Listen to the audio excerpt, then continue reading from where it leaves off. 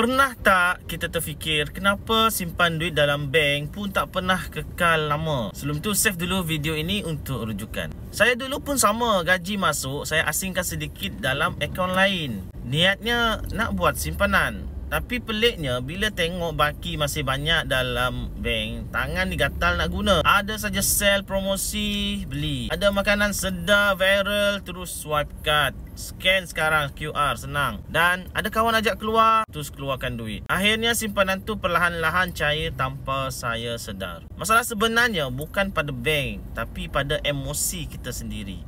Perubahan berlaku bila saya mula tukar duit simpanan tu kepada emas. Bila duit tu dah jadi emas, tak semudah itu duit cair ikut nafsu kita. Jadi saya lebih berhati-hati untuk usik simpanan itu. Sebab saya tahu itu bukan untuk keseronokan hari ini saja, tapi untuk masa depan juga.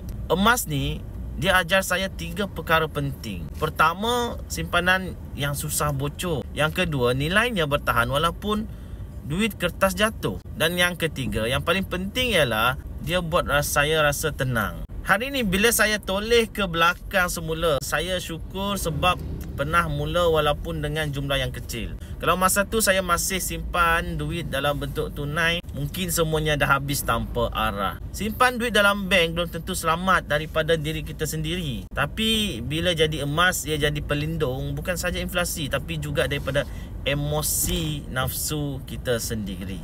Kalau anda nak selamatkan duit anda daripada terguna oleh nafsu yang inginkan macam-macam, tengok video 5 langkah untuk mulakan simpanan emas. Jangan lupa follow, komen jika ada pertanyaan dan share kepada rakan-rakan yang lain.